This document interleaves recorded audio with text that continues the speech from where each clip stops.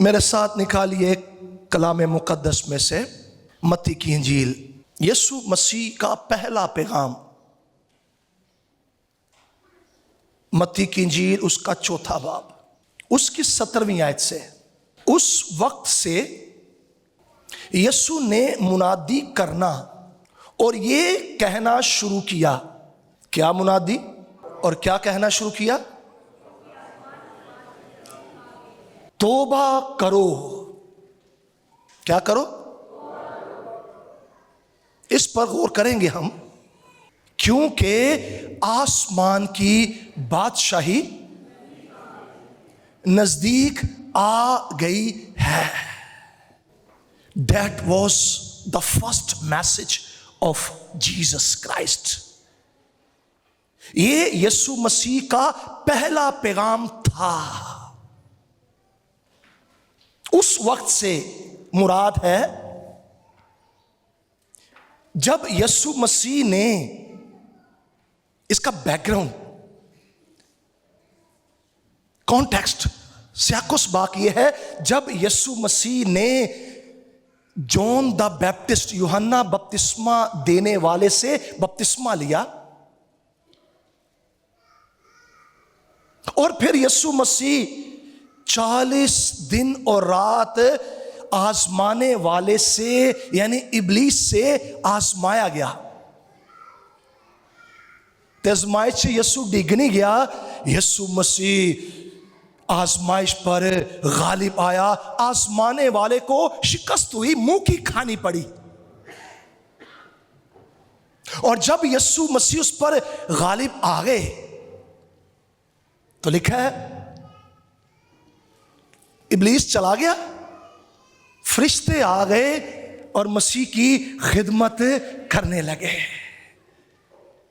याद रखिए, यीशु मसीह अपने लोगों को भी फतह से बढ़कर गलबा देता है। जो मसीह की तरह आजमाइशों पर, इब्लीस पर, उसकी ख्वाहिशों पर, उसकी ऑफर्स पर गालिब आते हैं, खुदावंद उनको फतह देता है और फिर फरिश्ते उनकी खिदमत करना शुरू कर देते हैं। आमीन।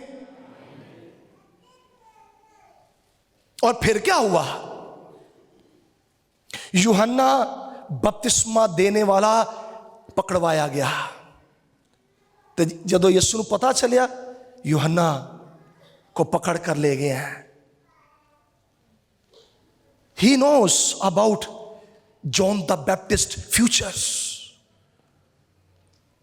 यीशु मसीह को पता था उसके मुस्तकबिल के अब क्या होने वाला है। तब मसीह ने लिखा, उस वक्त से मसीह ने क्या किया?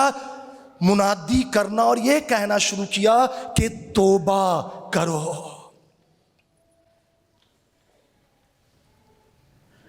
मैंने जब ये सेकंड सर्विस में कलाम सुनाया था ना, उस वक्त भी ये बात कही थी, आज भी कहना चाहता हूं।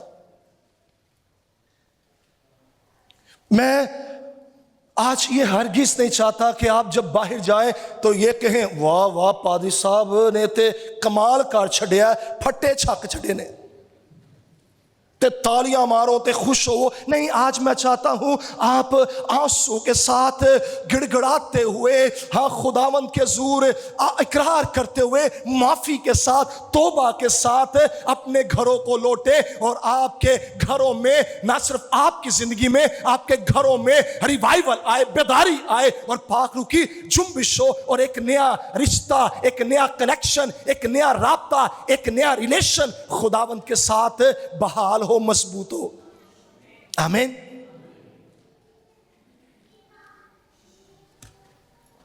ये मैसेज यीशु मसीह का मैसेज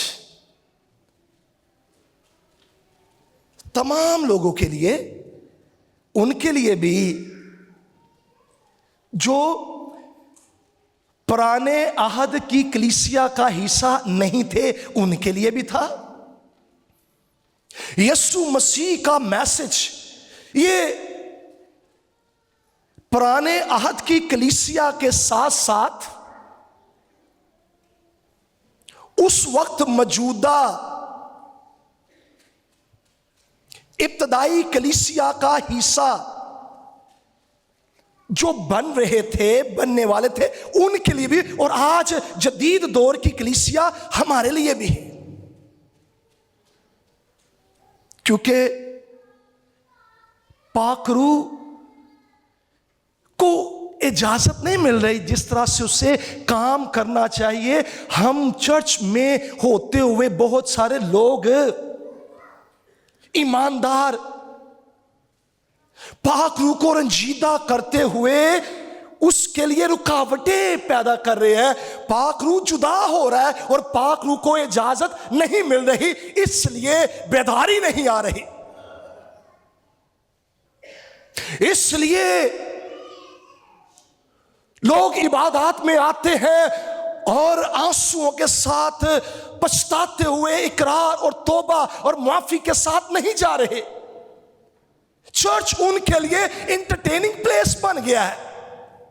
इबादत उनकी रूटीन की इबादत बन गई है। बस भाई जाना है, हाजिरी लवानी है, गीत गाने ने, कलाम सुनना है, तो चलो जी इबादत इतवार नु कर दी, बल्ले बल्ले बड़ी गल है। सवाब कमाने के लिए चलो जी अच्छा होता है चर्च में जाना इतवार को, लोग जाते नहीं। खुदावंद ये नहीं चाहता।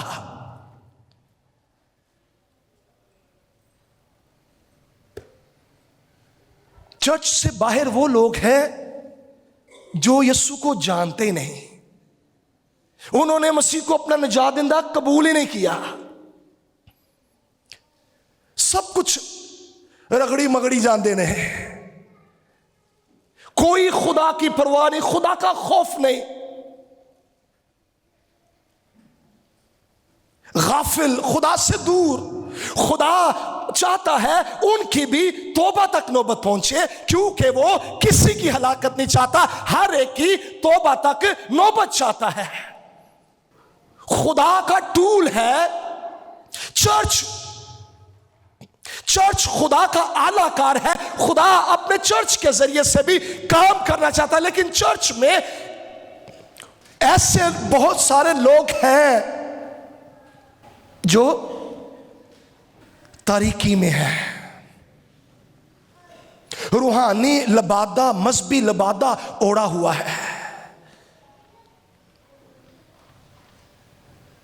मसीह के कहलाते हैं लेकिन मसीह के बगैर है।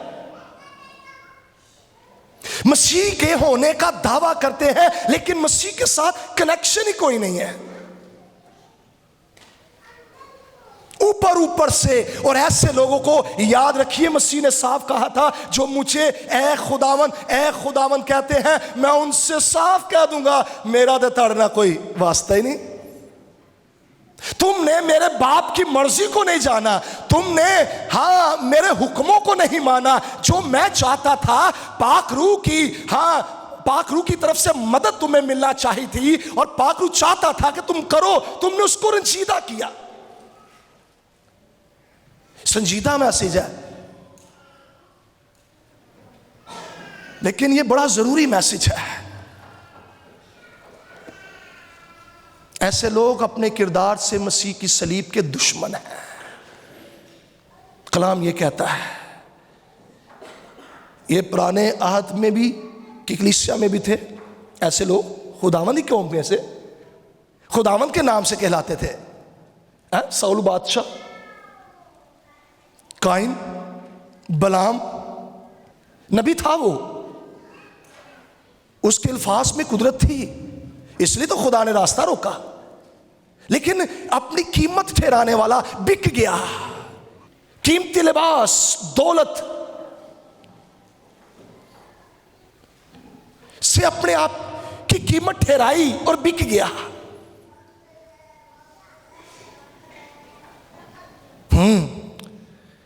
ने आदनामे में यानी अर्ली चर्च में, इब्तदाई कलीसिया,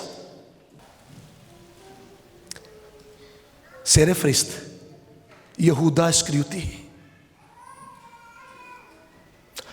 हननिया, सफीरा, कहां से थे ये? चर्चों बाहर से। चर्च क्या हिस्सा थे ये? लुदूकी है, लोदीकिया की कलीसिया, पेरगमुन की कलीसिया, इफसुस की कलीसिया, करंथस की कलीसिया, सरदीस की कलीसिया, थवातीरा की कलीसिया, ये कलीसिया पढ़ कर देखे, कलीसिया ये मसीह ने इनसे शिकायत की है। मसीह ने कहा तौबा करो। अब तौबा किन बातों से करनी है? चर्च में वो कौन सी कबाहतें, कमियां। और यकीन जानिए जब मैं इस पर गौर कर रहा था मेरा दिल रो रहा था, लिटरली आंसू थे। मैं अपने जानते हुए ना जानते हुए कमियों, गुनाहों के इकरार कर रहा था, और चर्च के लिए भी, आपके बिहाफ पर भी, कि खुदावंद रहम कर, खुदावंद माफ कर। जिस तौर से हमें चर्च में, चर्च का हिस्सा, चर्च होते हुए जिंदगी बसर करनी चाहिए, ਅਸੀਂ सोचते हैं नहीं ਅਸੀਂ ਕਿਹੜਾ कत्ल करने, ਅਸੀਂ ਕਿਹੜੀ ज़नाकारी, ਅਸੀਂ ਕਿਹੜੇ गैर मबूदा माने। ये बड़े बड़े गुनाह हम कहते हैं ये नहीं करते, लेकिन वो उन गुनाहों को हाईलाइट करना चाहूंगा जो अर्ली चर्च में भी थे, जिनको पौलुस रसूल ने भी हाईलाइट किया, पुराने अहद की कलीसिया में भी थे, आज भी है। कोई कह सकता नहीं जी साढ़े च तो कोई नहीं, कोई भी नहीं कह सकता। उसकी तरफ आता हूं, लेकिन तौबा इस लफ्ज पर गौर कीजिए।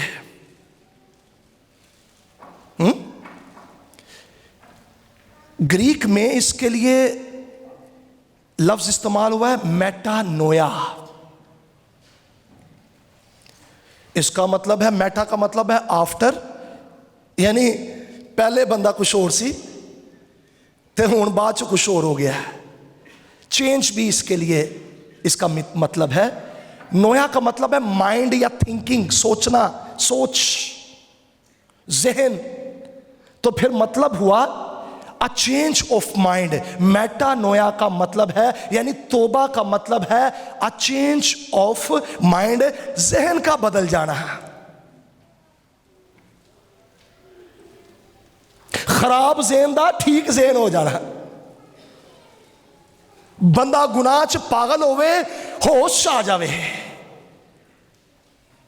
दिल का बदल जाना, दिल कबाहतों से, गुनाहों से भरा हुआ वो तब्दील हो जाए, नया दिल, रवैये का बदल जाना। पहले तल्ख, पहले कड़वा, दुनियादार रवैये, उसका रवैया बदल जाए, उसका बिहेवियर बदल जाए, और वो खुदावंद की तरफ, यानी तौबा को यू टर्न भी कहा जाता है।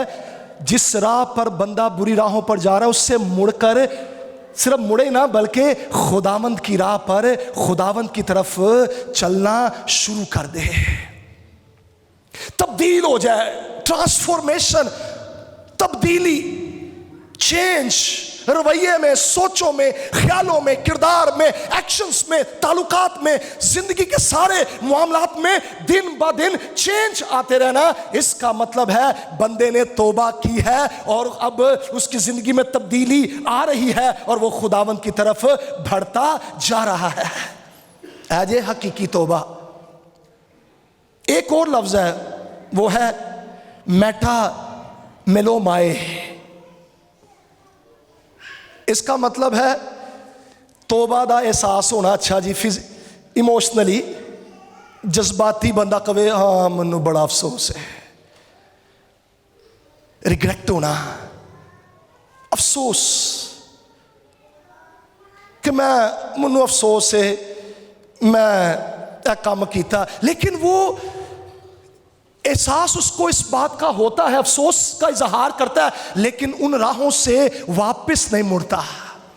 कलाम मुकद्दस में लिखा है जो कोई अपने गुनाहों को छुपाता वो कामयाब ना होगा, लेकिन जो उनका इकरार करके उनको तर्क करता है उस पर खुदा की रहमत होगी। यानी ना सिर्फ वो इकरार करे बल्कि तर्क भी करे। हकीकी तौबा इकरार के साथ बुरी राहों से मुड़ जाना है। लेकिन हाँ, जो जज्बाती तौबा है ना, वो सिर्फ इकरार बंदा कर ले, मान ले, अच्छा जी होया जी, मेरे को अफसोस है मैनू, लेकिन उन आदतों से, हाँ, उन आदतों से बाज ना आए, उन राहों से मुड़े ना, उन महफिलों में उठना बैठना छोड़े ना, वो गलत कार्यां करना छोड़े ना, वो फिर तौबा नहीं है।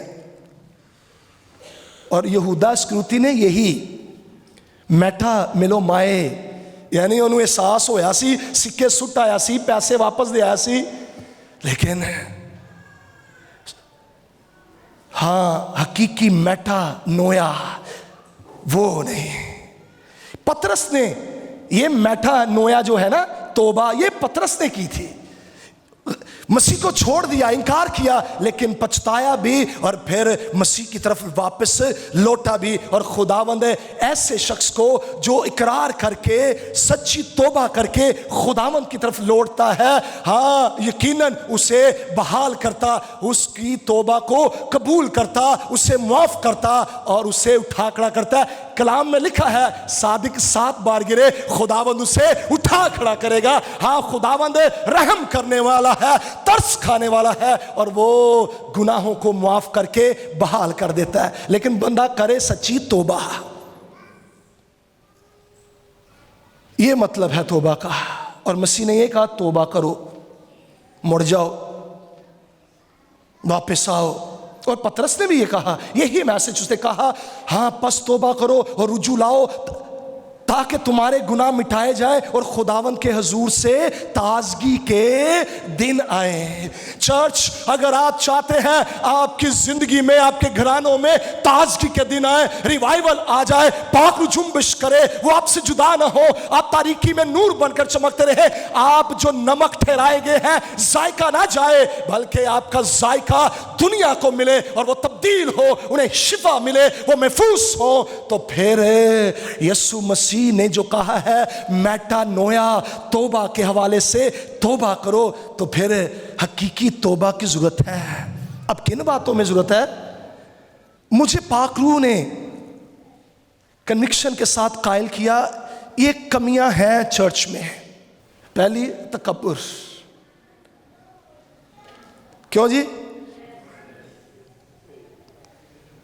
क्या चर्च में तकब्बुर है?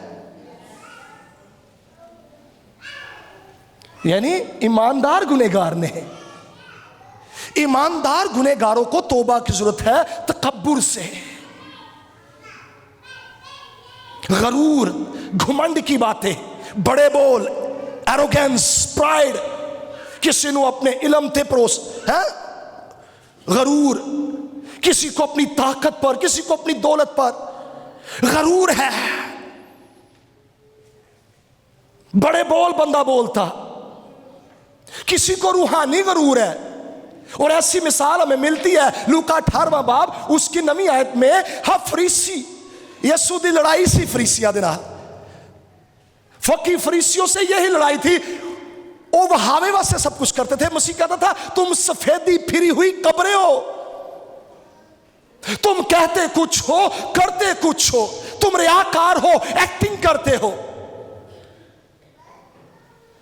तकब्बुर, गरूर, एक फरीसी की मिसाल मसीह ने दी कि वो अपनी जात में स्पिरिचुअल प्राइड, रूहानी गरूर का शिकार था और कहता था मैं बड़ा रूहानी हूं। मसीह ने कहा, एक गुनहगार, एक फरीसी, दुआ के लिए पढ़ लीजिएगा, नोट कीजिएगा हवाला। फरीसी पता क्या कहता है? मैं जालिम नहीं हाँ, मैं मसूल लैण वाला नहीं हाँ, मैं दया यकी देता हूं, मैं रोजे रखता हूं। बातें अच्छी, लेकिन ये नहीं कहता कि जो कुछ हूं मैं खुदा तेरे फजल से हूं। वो ये कहता मैं जो कुछ हूं अपने बलबूते पर हूं। हम जो रास्तबाजी के काम करते हैं, याद रखिए, हाँ, पाक रूह हमसे करवाता है। लिखा है नेक काम करने के लिए खुदा ने मुकर्रर किए हमारे लिए कि हमने ये काम करने हैं। जिनको वो निजात देता, चुन लेता, फिर उनके लिए नेक काम करने के लिए मुकर्रर भी करता है। क्या करना है तुसी? ये कहता था मैं, एक गुनहगार सीना पीटता है, खुदा की तरफ है, सिर नहीं चौकदा, झुका हुआ, पछताता हुआ, इकरार करते हुए। मसीह ने कहा वो रास्तबाज ठहर कर गया, जो अपने आप को बड़ा बनाता है वो छोटा किया जाएगा, और जो छोटा बनाता है वो बड़ा किया जाएगा। यानी बड़ा बनाना, तकब्बुर और गरूर में रहने वाला शख्स। लूसीफर के बारे में पढ़ा है ना आपने, मुकर्रब फरिश्ता था, वो वर्शिपर था, फरिश्तों में शामिल था, है, खुदावंद के बड़े करीब था, खुदा दी जमात शामिल सी, फरिश्तियां दी कलीसिया कह लो, जमात। क्या हुआ था पढ़कर देखिए, है यशायाह 14 बाब उसकी 12वीं से 15वीं आयत में उसने कहा, लो हवाले नोट कर लो, पहली मीटिंग से बड़ा प्रेशर होंगे टाइम का, सिर्फ कोई 5 मिनट 10 मिनट ही रह गए ज्यादा से ज्यादा, ये नोट कर लीजिए। वो कहता था मैं अपना तख्त है खुदा के तख्त से ऊंचा बनाऊंगा, है, मैं पहाड़ों से भी बुलंद हो जाऊंगा। ये उसका तकब्बुर था। डिटेल में पढ़िएगा, गिरा दिया गया। खुदा को तकब्बुर से भरे हुए लोग, गरूर घमंड से भरे हुए लोग हरगिज़ पसंद नहीं है। कलाम मुकद्दस में लिखा है, हाँ, खुदा मगरूरों का मुकाबला करता है और फरोतनों को तौफीक देता है। हम मगरूर खुदा को पसंद नहीं, हलीम लोग खुदा को पसंद है। उनको वो उठाता है, सरफराज करता है, तख्ते से उठाकर तख्त पर बिठाता। लेकिन जो तकब्बुर और गरूर का शिकार होते, उनको तख्त से तख्ते पर ले आता है।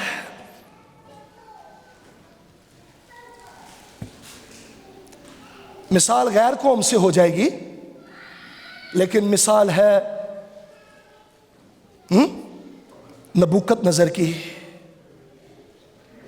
पढ़िएगा दानियल 6 बाब में जाकर उसके बारे में। ओके, तो खुदा को नफरत है। ये गुनाह चर्च में अफसोस है कि लोगों में है। आज हमें अपने तकब्बुर घमंड के बुतों को तोड़ना है, क्यों? हम है क्या? ज़बूर 103 उसकी 14वीं आयत में लिखा, हम तो खाक हैं, हमारी सृष्टि क्या है? कुछ भी नहीं है हम तो, वी आर नथिंग। तो फिर कादा मान है, कादा घुमंड है, किस बात का तकब्बुर? जो कुछ हमारे पास है खुदावंद का दिया हुआ है, फिर तकब्बुर क्यों इस बात पर हम करें? हाँ, अयूब कहता मैं नंगा ही मां के पेट से आया, नंगा ही वापस जाऊंगा, फिर घुमंड किस बात का? इसका हल, इलाज ये है, हलीम हो, फरोतन हो। इसके साथ ही कनेक्शन है, जब बंदा तकब्बुर का शिकार होता है वो शेखी भी मारता है,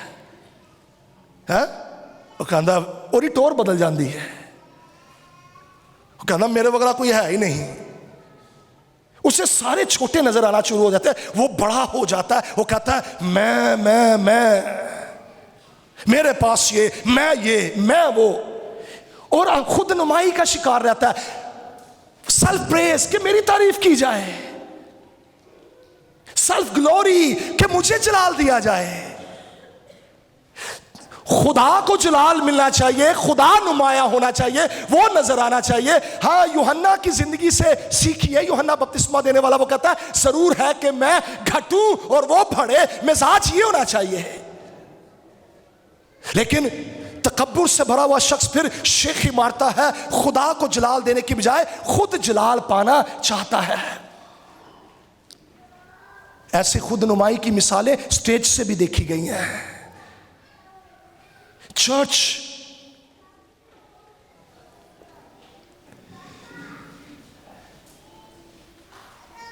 शेखी बास, शेखी मारने वाले, खुद नुमाई, खुद जलाल पाने वाले और कहने वाले आई एम समथिंग। ऐसा ही जलाल हेरोदिस ने है, लोग कह वाह वाह वाह वाह, ते खुदा दी आवाज है, ते खुदा ने फिर उरी अदालत की ते कीड़े पड़ पै गए सन ते मर गया। खुदावन ने कहा मैं यहोवा हूं, यही मेरा नाम है, मैं अपना जलाल किसी दूसरे के लिए और अपनी हमद खोदी हुई मूर्तों के लिए रवा ना रखूंगा। मैं तेरा खुदा गयूर खुदा हूं। वो तो किसी और मबूद नूं बर्दाश्त नहीं करता, ते बंदे जिहड़ी है खाक और राख ने वो कहन मैं बड़ी शै वां। ना ना ना ना ना, इसके साथ ही कनेक्शन है दूसरों को हकीर जानना। जो तकब्बुर का शिकार होता है ना, वो शेखी भी मारता है तो फिर बंदे नूं बंदा नहीं समझता। वो दूसरों को हकीर जानता है, वो हकारत की निगाह से देखता है, बेकदरी करता है, कबूल नहीं करता। वो कहता है मेरे स्टेटस के मुताबिक नहीं है, ये मेरे मेयार के मुताबिक नहीं है। एक हवाला बड़ा शानदार है, मैं चाहता हूं ये पढ़े, यकूब दूसरा बाब पहली 4 आयत पढ़िए जरा जल्दी से। एक कलाम च लिखे है,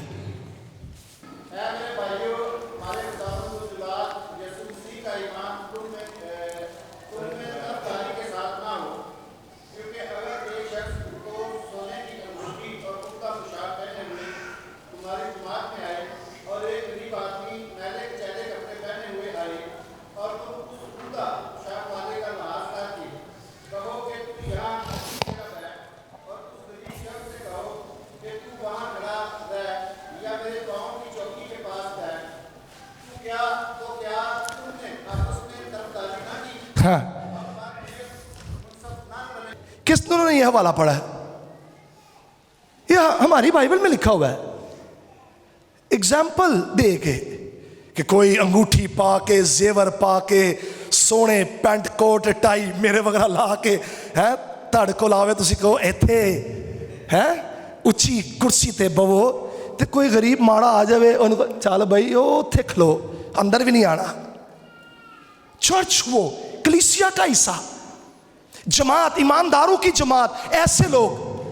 तो फिर कलाम ये कहता है रूके मसा में याकूब ये कह रहा है ना ना ना, हकीर नहीं जानना किसी नू, हकारत की निगाह से नहीं जानना देखना, बेकदरी नहीं करनी, तरफदारी नहीं करनी, बल्कि क्या करना है, हाँ इस बात को जानना है कि मेरे खुदा के हुजूर में किसी बात की तरफदारी नहीं। रोमियो दूसरे बाब 11वीं आयत में लिखा है खुदा किसी का तरफदार नहीं है, उसके लिए सब अहम है, सब कीमती है, सब खास है, सब के लिए फिदिया दिया है उसने, और किसी को हकीर नहीं जानता। हम क्यों जाने, असी जाता च पै जाने, नहीं नहीं है मेरा भट्टी भरा है, भट्टी साहब ऐ मेरी गिल भैन है, ऐ मेरे खानदान दा है, ऐ मेरे रिश्तेदार है। प्रमोट करो, तरफदारी करो, फेवरेटिज्म, डिस्क्रिमिनेशन, हकारत शुरू हो जाती। ना ना, ये खुदा के लोगों का सेवा नहीं है। चर्च को इस गुनाह से तौबा करने की जरूरत है। झूठ बोलना लोया ते आम होया जे, हुण सच सच नहीं लगता, झूठ ही सच लगता। इतना झूठ हमारी सोसाइटी में, और लिखा है मसीह ने कहा यूहन्ना 18वें बाब 44वीं आयत में पढ़कर देखिए इब्लीस के बारे में कि वो झूठा है, झूठ का बाप है, झूठ कैद करता है लेकिन सच्चाई आजाद करती है। झूठ बोलना छोड़कर एक दूसरे से सच बोले। मिर्च मसाला ला के वदा चढ़ा के गल करने की बजाय जो सीधी सीधी साफ बात है, हाँ ट्रांसपेरेंट हो अपनी गुफ्तगू में, हाँ की जगह हाँ, ना की जगह ना। मसीह ने तो ये असूल दिया है, और हनन्याह सफीरा ने यही काम किया। पतरस ने क्या, तुसी खुदा दे रूह दे नाल झूठ बोले है, खुदा ने अदालत की। आज मैं सोचता अगर खुदा अदालत करे ना तो कोई भी ना बचे। ये तो खुदा ने अपने बेटे की अदालत मेरी और आपकी खातिर की, और यीशु के खून के वसीले से हम बच जाते हैं, महफूज रहते हैं। अदरवाइज तो खुदा की अदालत हो ना तो ज़मीन आज भी मुंह खोले, आसमान से आग बरसे और तबाही आ जाए। मैं एक गल सुनी है, अगर दिल पढ़े जाते तो सारे फड़े जाते हैं। ये साडे दिल पढ़े जान ना तो असी फड़े जाइए, तो खुदावंद पढ़दा तो असी फड़े गए हैं, लेकिन खुदावंद यीशु मसीह में हम आज़ाद कर दिए गए हैं। उसके फजल से हमें निजात मिली है। हम तो पकड़े गए थे, हम तो जहन्नम में जा रहे थे, हम तो मर जाना था, हमने तबाह हो जाना था, लेकिन खुदा के बेटे यीशु मसीह के वसीले से हम आज़ाद हुए हैं, निजात पा गए हैं, रास्तबाज ठहरे हैं। यीशु के लिए जोरदार तालियां बजाइएगा। फिर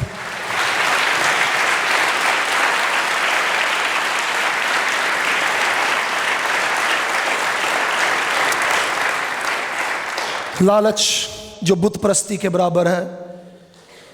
कीमत, बलाम की बात हो रही थी, कीमत लगवा ली अपनी उसने, शोहरत का, दौलत का, ताकत का लालच। ये सर लियाकत कहते हैं ऐसे लोगों को, लालची लोगों को किच्चू मिशन आन दो। हर वक्त जहां से मर्जी आए, जैसे मर्जी आए लालच। चर्च, इस गुनाह से तौबा करने की जरूरत है। कनायत पसंद हो, जो कुछ है उसी पर हम गुजर बसर करें, और खुदावंद जरूर बरकत देता है, थोड़े में भी फिर बरकत होती है। गुस्सा ये भी एहतियाम है। चर्च में बंदा हालेलुया, हाँ जी भाईजान, हाँ जी भैन जी, बहुत अच्छे जी। घर जाके वो सर मैंने एक दिन स्टोरी सुना रहे कहते सर, एक बीवी ने कहते मेरे नाल गल की थी, कहते पादी साहब मेरे शोहर दा ना कमरा ना स्टेज ते बना दो, चर्च दे स्टेज या चर्च बना दो। और चर्च हुंदा तो बड़ा जी जी हाँ जी बड़ा पोलाइट, बड़ा हलीम हुंदा, घर च आके भांबड़ शाह बन जाता है। ऐ सिर ते चुक लेंदा, गुस्सा ही गुस्सा, तलख ही तलख। गुस्सा, इससे नाराजगी आती है, ताल्लुकात खत्म होते हैं, नामुआफी का रूह परवान चढ़ता है, गलत फहमियां बनती है। गुस्से में से निकली है, तेरी खफगी सूरज के गरूब होने से पहले जाती रहे। एक मिसाल मैंने एक दफ़ा दी थी सोशल मीडिया पे भी, सीखा मैंने कि जब नाखून बढ़ जाए ना तो हमें नाखूनों को काटना चाहिए, उंगलियों को नहीं काटना चाहिए। जो दंद साड़ी जुबान नू टुक ला देना तो दंद नहीं तोड़ देने चाहिए। गुस्सा आ जाए, ताल्लुकात ख़राब हो जाए, नाराज़गियाँ हो जाए, तो ताल्लुकात ख़त्म ना करें, मुआफ़ी दें, मुआफ़ी लें। नाखून काटें, उंगलियां ना काटें। ताल्लुकात में कट्टा मिट्टी जब आ जाए उसे ख़त्म करें। इफ्सियों 4 बाब 22 आयत, इसको पढ़ लीजिएगा। गुफ्तगू में शफाफियत होनी चाहिए, ऑनेस्ट हो, जो साफ गोई से बात करें, चापलूसी ना हो, खुशामद ना हो, बटरिंग नहीं, दूसरों पार्टीबाजी नहीं, ग्रुपिंग नहीं। इससे खुदावंद की बादशाही के लिए काम खराब होता है। किरदार कुशी नहीं, ये बड़ा, इस पे 1 मिनट में लेना चाहता हूं। किरदार कुशी, किसी के बारे में जहर घोलना, चंगा भला, मैं अपनी बात करता हूं। मैंने बहुत सारे लोगों के बारे में अच्छे ख्यालात सोचे, लेकिन कुछ लोगों ने उनके बारे में मेरे जहन में जहर घोल दिया कि तो इंज दा। ना जहर घोलें, ना कीड़े निकालें, ना गवाहियां खराब करें, ना किरदार कुशी करें।